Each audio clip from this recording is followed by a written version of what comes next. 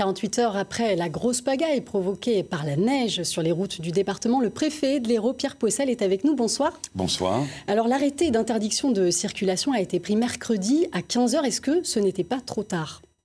Non, ce n'était pas trop tard.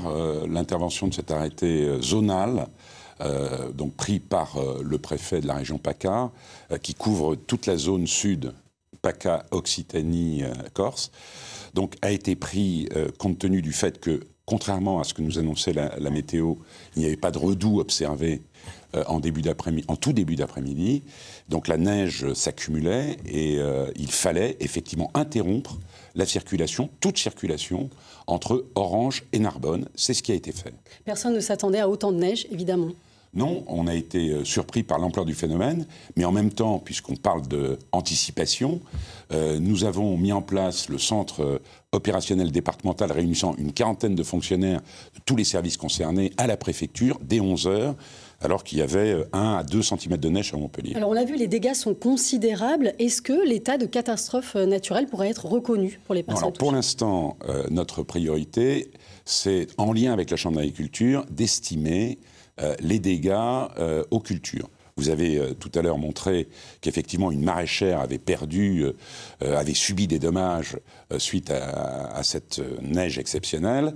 Il y a aussi les arboriculteurs, il y a toutes les autres professions agricoles qui ont pu subir des dommages liés au gel. Donc nous sommes en train d'expertiser depuis hier, avec la Chambre d'agriculture, l'ampleur des dégâts. Alors le gros point noir, ce sont ces 2000 personnes bloquées sur l'autoroute. Comment est-ce qu'on peut l'expliquer, ça ? Écoutez, c'est tout à fait simple. L'arrêté d'interdiction des poids lourds n'est pas d'effet rétroactif. Il y avait déjà un certain nombre de poids lourds qui étaient engagés sur cet axe qui est extrêmement fréquenté, puisqu'il relie l'Europe du Nord à l'Espagne.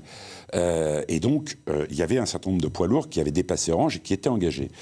Et évidemment, la neige s'épaississant, il y a des poids lourds devant Montpellier qui se sont mis en portefeuille et donc qui ont bloqué la circulation. Et nous avons eu 800 poids lourds immobilisés en début de soirée et 1300 véhicules immobilisés également. Alors, monsieur le préfet, en 30 secondes, il nous reste peu de temps. Qu'est-ce qu'un événement comme celui-ci nous apprend justement pour l'avenir ?